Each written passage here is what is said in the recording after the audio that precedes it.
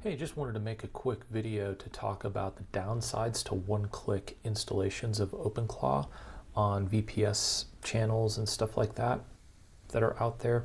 Even my own video on this channel where I show you how to use the one-click OpenClaw setup with Hostinger.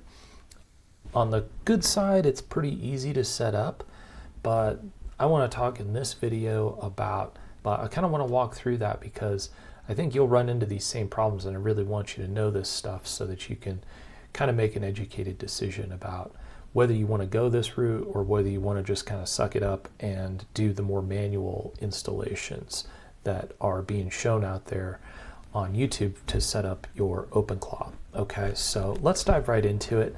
I'll tell you the first thing that I'm kind of running into with this is that I set up my OpenClaw with the one click in Hostinger here, and the thing that is holding me back is that I can't change very easily the model that it's using for its brain. Okay, so like with the one click setups, what they do is they take you to like a simple like form wizard thing where you paste in your OpenAI key, which is what I did, or your Anthropic key, or your Google Gemini, or your XAI API key. But all four of those are like the API key root. And so you've got to like put money on those APIs to have enough tokens to like do anything.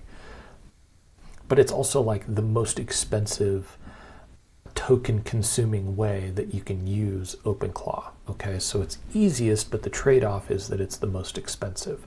And so if you're looking at this and you just want to play around with it and stuff like that, I mean, you can burn through, even on OpenAI, which is cheaper than, I think the other options, especially cheaper than Anthropic, it's like you'll still burn through like money, like $10 in a couple of days, even if you're just modestly asking questions and stuff. So that's okay, but I think there's cheaper ways like using Codex or like some of the other APIs out there for the brain, and you just can't like easily switch to those through Docker, okay, and through this one-click setup. So I've just actually tried it. Like I just went through a whole thing in my terminal to update to use Codex, which is kind of my preferred approach, my preferred brain, because it's much more flexible in terms of how many tokens I get to use.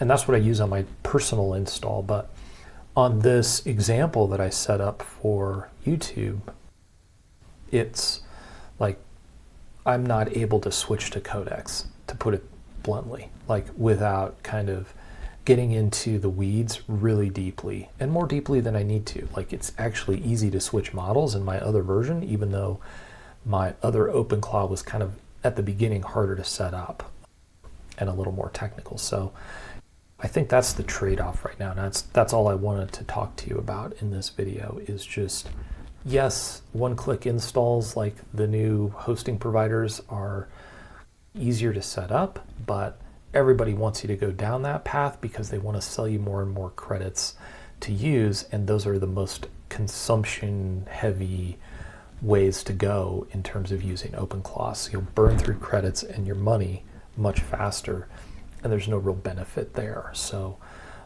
except that it was easier to set up.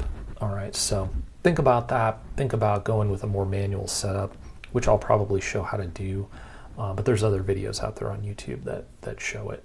Like Tech with Tim has a good one. His most secure setup. Follow that one. That's a VPS setup, but it's not using Docker and it's not using the one-click install and stuff like that. So recommend that. So that was all I wanted to talk to you about. Just kind of beware about the one-click installs at this stage. Even the ones like Magic Claw, I think is what it's called, from Minimax. That's what I'm going to explore. But the whole idea with that is it's super easy, but it's also going to be like you're going to be buying credits all the time. So I've got to test it out. I've got to see what I really think about it. But just looking at it from the outside, it's probably geared towards earning money from you versus you getting to use OpenClaw freely. and as much as you want. I mean, there's going to be costs involved, right? But, you know, just, I don't know. I think everybody's still searching for the perfect balance here between ease of installation and most flexibility in terms of being able to use the brains and stuff like that. So that's it. Just signing out here. If you found this valuable, please give it a like, and I'd love to have you a subscriber to the channel as well. All right, we'll see you in the next one.